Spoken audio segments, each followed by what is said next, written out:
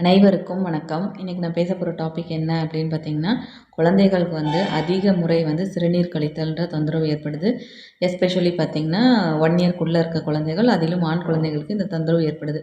இதுக்கு என்னென்ன சித்த வைத்தியத்தில் என்னென்ன முறைகள் இருக்குன்றதை பற்றி பார்ப்போம்.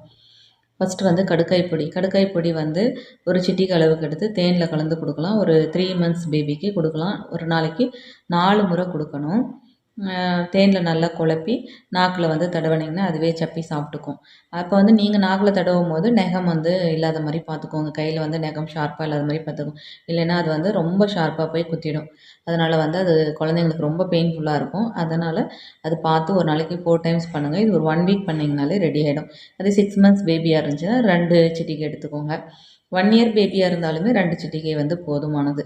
1 இயருக்கு மேலே இருக்குது அப்படின்னா ஒரு 3 சிட்டிகை அந்த மாதிரி எடுத்துக்கோங்க. ஒரு நாளைக்கு 4 டைம் கொடுங்க.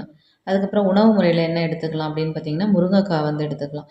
முருங்கைக்காய் எடுத்து நல்லா கட் பண்ணி பெருசு பெருசாகவே கட் பண்ணி தண்ணியில் போட்டு நல்லா கொதிக்க வச்சு கூட கொஞ்சமாக சீரகம், முடிஞ்சால் நெல்லிக்காய் இருக்குது இல்லைங்களா, நெல்லிக்காய் சின்னதாக ஒரு என்ன சொல்கிறது 1 அதாவது 8ல் 1 பங்கு அளவுக்கு நீங்கள் நெல்லிக்காய் எடுத்துக்கலாம். அதுவே அதிகம் தான். அந்த அளவுக்கு எடுத்து அதில் சும்மா ஒரு அந்த துண்டை ஒரு 1ஆ 2ஆ கட் பண்ணி அதில் போட்டு கொதிக்க வச்சு வடிகட்டி ஆற வச்சு நீங்கள் ஒரு பாலாடை அப்படி கொடுக்கலாம். கொஞ்சம் 6 மந்த்ஸ் பேபின்னா 2 பாலாடை கொடுக்கலாம்.